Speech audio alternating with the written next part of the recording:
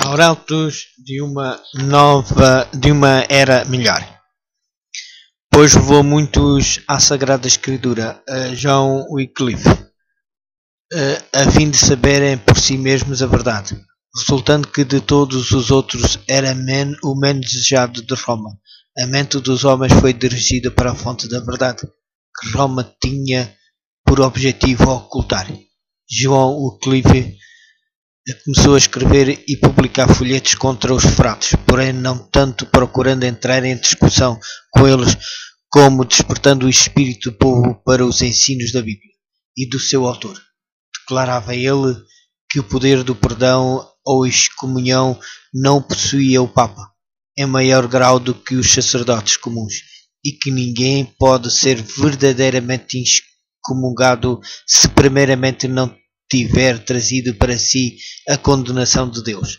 De nenhuma outra maneira mais eficaz poderia ele ter empreendido a demolição da gigantesca estrutura de domínio espiritual e temporal que o Papa erigira e em que a alma e o corpo de milhões de pessoas se achavam retidos em cativeiros. De novo foi Wycliffe chamado para defender os direitos da coroa inglesa contra as usurpações de Roma, e sendo designado embaixador real, passou 2 anos na Holanda em conferência com os emissários do Papa. Ali entrou em contacto com eclesiásticos da França, Itália e Espanha, e teve a oportunidade de devassar os bastidores e informar-se de muitos factos que lhe teriam permanecido ocultos na Inglaterra. Aprendeu muita coisa que o orientaria nos seus trabalhos posteriores. Naqueles representantes da corte papal lia ele o verdadeiro caráter e objetivo da hierarquia.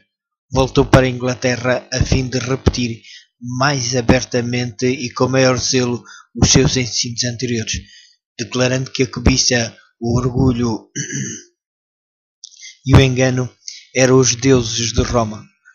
Num dos seus folhetos disse ele, falando do Papa e dos seus coletores: retiram do nosso país os meios de subsistência dos pobres e muitos milhares de marcos anualmente do dinheiro do rei para sacramentos e coisas espirituais, o que é amaldiçoada heresia de Simónia, e fazem com que toda a cristandade consista nesta heresia e a mantenha.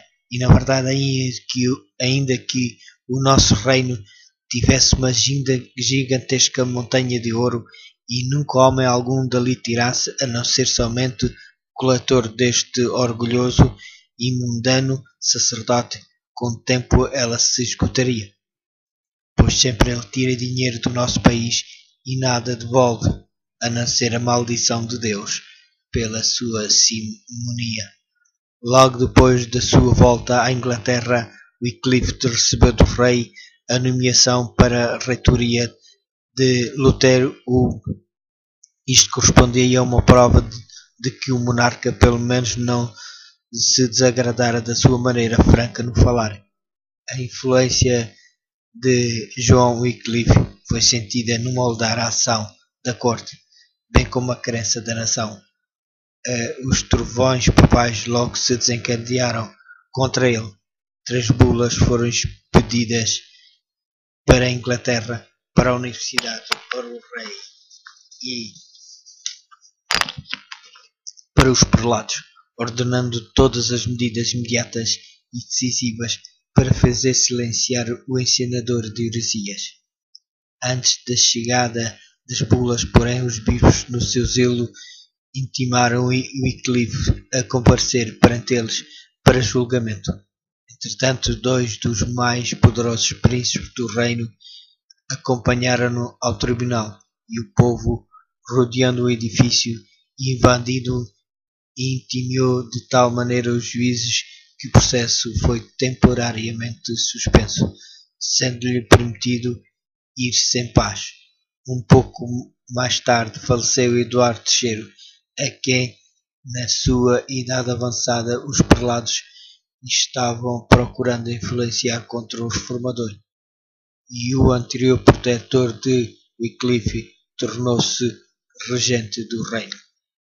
Mas a chegada das bulas papais trazia para toda a Inglaterra a ordem precatória de prisão e encarceramento do herege. Estas medidas indicavam de maneira direta a fogueira. Parecia certo que Wycliffe logo deveria cair vítima da vingança de Roma. Mas aquele que declarou outrora a alguém: "Não temas, eu sou teu escudo", de novo estendeu a mão para proteger o seu servo. A morte veio não para o reformador, mas para o pontífice que lhe decretara a destruição. Gregório XI morreu e dispersaram-se os eclesiásticos que se haviam reunido para o processo de Wycliffe. A providência de Deus encaminhou ainda mais os acontecimentos para dar oportunidade ao desenvolvimento da reforma. A morte de Gregório foi seguida da eleição de dois papas rivais, dois poderes em conflito, dizendo-se cada um infalível, e exigiam agora obediência. Cada qual apelava para os fiéis a fim de o ajudarem a fazer guerra contra o outro, encarecendo as suas exigências com terríveis anátemas contra os adversários e promessas de recompensas no céu aos que apoiavam esta ocorrência. Enfraqueceu grandemente o poderio do papado.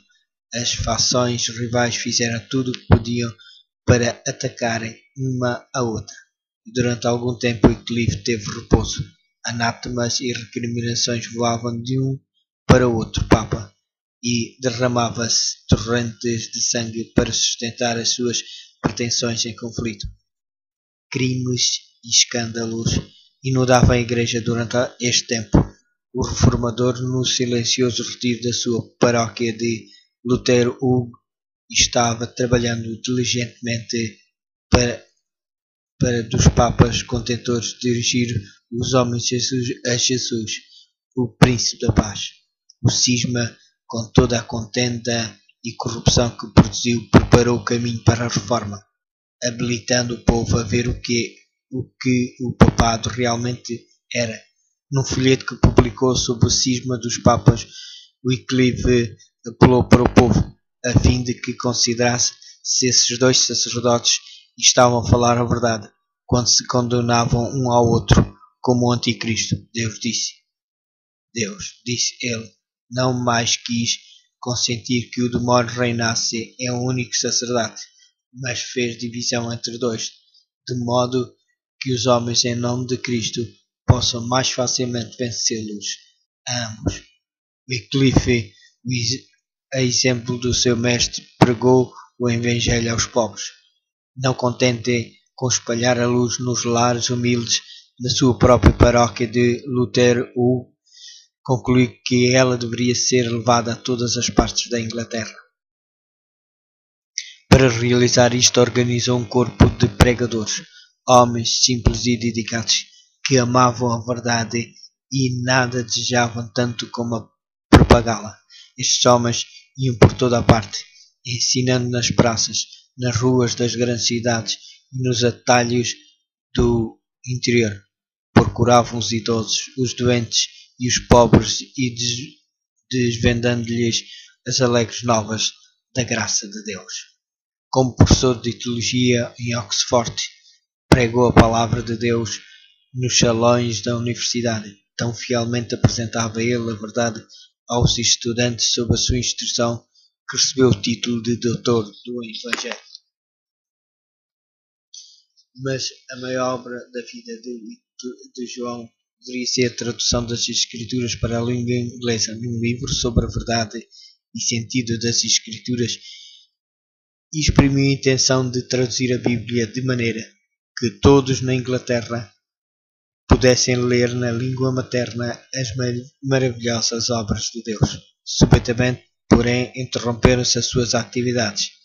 Embora não tivesse ainda 60 anos de idade, o trabalho incessante, o estudo e os assaltos dos inimigos haviam posto à prova as suas forças, tornando-o prematuramente velho. Foi atacado de perigosa enfermidade. A notícia